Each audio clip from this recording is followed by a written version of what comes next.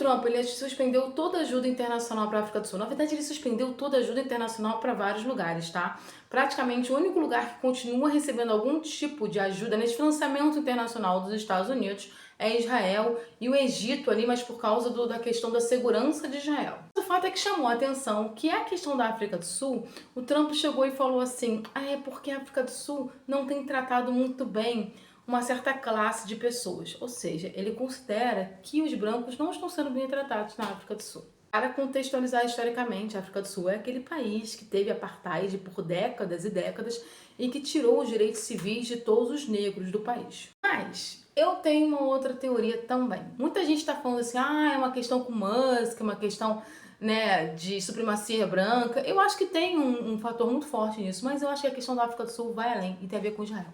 Lembrando que o Netanyahu está nesse momento lá nos Estados Unidos para ter uma reunião específica com Trump para discutir as questões do Oriente Médio. Mas por que eu acho que essa fala e essa birra do Trump com a África do Sul tem a ver com o Israel? Porque a África do Sul foi o país que deu início ao processo contra Israel na Corte Internacional de Justiça pelo crime de genocídio. Então, para mim, está muito claro que isso é uma retaliação dos Estados Unidos, no caso específico do Trump, que tem uma relação excelente com o Netanyahu e que já falou na semana retrasada que Gaza é um lugar muito bonito e que os palestinos têm que ser retirados de Gaza. Ele defendeu uma limpeza de Gaza, dizendo que os moradores de Gaza deveriam para a Jordânia, para o Egito e para outros lugares. Então ele tem uma relação forte, ele retirou todas as punições contra os assentamentos ilegais israelenses na Cisjordânia que existiam nos Estados Unidos, tá? Então ele tá tipo, dá um libera geral para Israel. E aí chama atenção essa fala tão negativa e esse corte de verba para a África do Sul,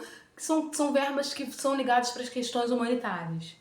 E aí é sempre bom lembrar, a África do Sul é que deu o pontapé inicial para um processo contra Israel na Corte Internacional de Justiça. Ela apresentou uma queixa e a Corte Internacional de Justiça aceitou a denúncia. Então, Israel, nesse momento, é ré na Corte Internacional de Justiça pelo crime de genocídio. Depois que a África do Sul entrou, vários outros países entraram nesse processo, tá? Inclusive Irlanda, entre outros países entraram.